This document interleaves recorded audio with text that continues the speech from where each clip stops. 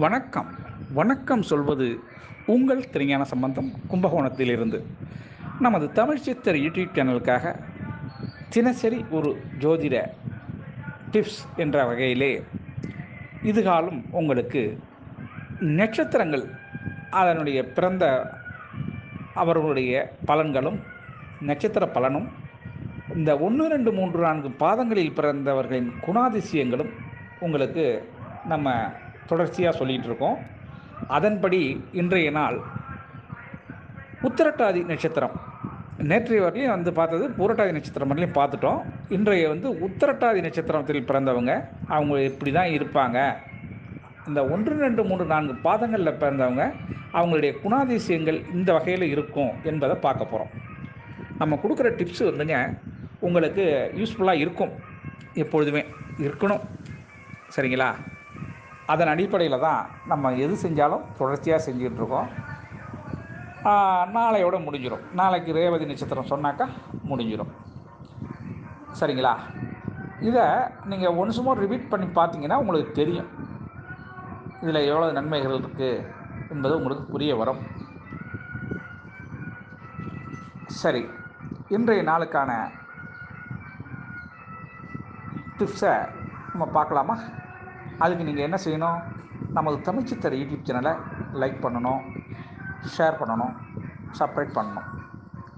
ஒரு முறை பெல் பட்டனை அழுத்தி உறுதிப்படுத்தணும். உங்களுடைய எண்ணங்களையும் கருத்துக்களையும் கமெண்ட்ஸில் சொல்லணும். அப்போ தான் நம்ம கொடுக்குற ஆடியோ வீடியோ தொடர்ச்சியாக இருக்கும். சரிங்களா? வாங்க வீடியோக்குள்ளே போகலாங்களா?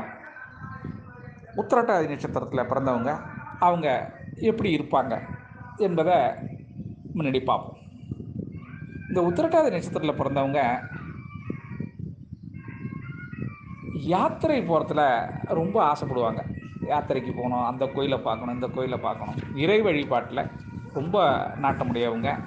இவங்க அதிகமாக அது மாதிரி சிந்தனைகள் இருக்கும். அதே நேரத்தில் இவங்க நீதி நெறியை கடைபிடிப்பாங்க. யாருக்கும் துரோகம் என்பதை இழக்க மாட்டாங்க. இவங்களுடைய தன்மை தெய்வத்துக்கு பயந்தவங்க. இவங்க பிறருக்கு உபகாரம் செய்கிறதுல கெட்டிக்காரவங்க. அதில் மாற்றம் இல்லைங்க. அவங்க கையில் இல்லைனாலும் ஏதாச்சும் செஞ்சு கொடுப்பாங்க. மற்றவங்களுக்கு உதவக்கூடிய எண்ணம் உள்ளவங்க இந்த உத்திரட்டாதி நட்சத்திரத்தில் பிறந்தவங்க.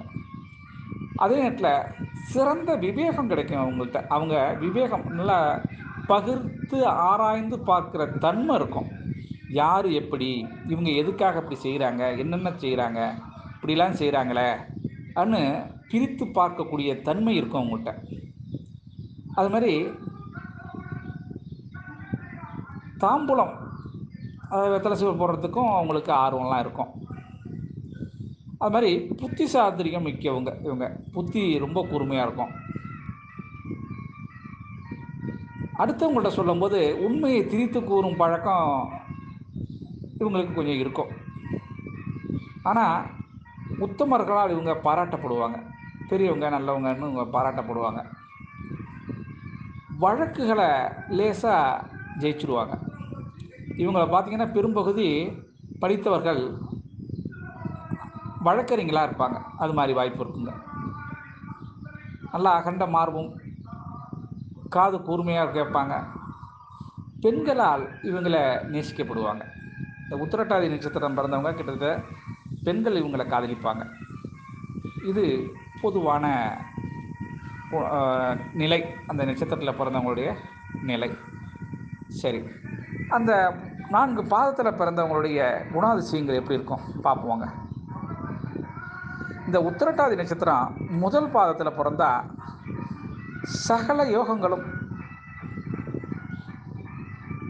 செல்வங்கள் எல்லாம் அதிகமாக அவங்களுக்கு கிடைக்கும். இவங்களுக்கு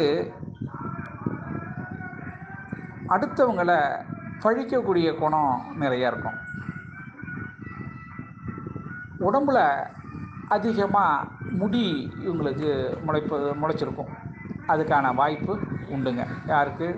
இந்த உத்திரட்டாதி நட்சத்திரம் முதல் பாதத்தில் பிறந்தவங்க கிட்டத்தட்ட இப்படி தான் இருக்கணும். சரி, உத்திரட்டாதி 2ஆம் பாதத்தில் பிறந்தவங்க என்ன செய்வாங்க, எப்படி இருப்பாங்க? அவங்க நல்ல அறிவு ஆற்றல் உள்ளவங்க, எதுலேயும் பற்று வைக்க மாட்டாங்க, ரொம்ப ஆசைப்பட மாட்டாங்க, எந்த பொருள் மேலேயும் பற்று வைக்க மாட்டாங்க. ஆனால் தன்மானம் மிக்கவங்க, தன்னை யாரும் இழிவுபடுத்தி சொன்னால் அவங்களுக்கு தாங்க முடியாது. அதே நேரத்தில் எந்த இடத்துலையும் அவங்கள சுய கௌரவத்தை விட்டு கொடுக்க மாட்டாங்க. அது நல்லா புரிஞ்சுக்கணும். அது மாதிரி நல்லா பழகுவாங்க, நன்னடத்தை உடையவங்க. இவங்களை நம்பி எந்த பொருளை படித்தாலும் பத்திரமா இருக்குங்க, அதில் மாற்றம் இல்லை. அது மாதிரி நல்ல நம்பிக்கைக்கு உரியவர்கள் இந்த உத்திரட்டாதி 2ஆம் பாதத்தில் பிறந்தவங்க. சரி, இந்த உத்திரட்டாதி 3ஆம் பாதத்தில் பிறந்தவங்க எப்படி இருப்பாங்க? இந்த 3ஆம் பாதத்தில் பிறந்தவங்க தலைமுடியோட கொஞ்சம் செம்பட்ட கலரில் இருக்கிறதுக்கான வாய்ப்பு இருக்கும். ஆனால் திடீர்னு கோபம் வந்துடும். ரொம்ப நுட்பமான அறிவு கொண்டவங்க, தனக்குத்தானே சந்தோஷத்தை அனுபவிப்பாங்க இவங்க. ஆமாம், அது மாதிரி பழக்கம் உள்ளவங்க இவங்க. உத்திரட்டாதி நட்சத்திரம் 4ஆம் பாதத்தில் பிறந்தவங்க எப்படி இருப்பாங்கன்னா, வேத சாஸ்திரங்கள்லாம் ரொம்ப படிப்பாங்க, அதில் ஈடுபாடு நிறைய உண்டு. அது மாதிரி எங்கே யார் சொற்பொழிவு ஆற்றினாலும் அதெல்லாம் போய் கேட்பாங்க. அதுக்கெலாம் நல்ல தன்மை உண்டு இவங்கள்ட்ட. பிறர் சொல்லுக்கு செவி சாய்ப்பாங்க. அவங்க என்ன சொல்கிறாங்கங்கிறத முழுசாக கேட்டுக்கிட்டு அதுக்கு தக்க பதில் கொடுக்கக்கூடிய தன்மை உள்ளவங்க. எதிரியை பேச விட்டு அதற்கு பிறகு அவங்க பேசினதற்கு பதில் கொடுப்பாங்க. ஆமாங்க. ஆனால் சதா இவங்க தூக்கத்தை ரொம்ப விரும்பி தூங்குவாங்க. ஆனால் விவசாயம் செய்கிறதுல இவங்க பெரிய கில்லாடிங்க.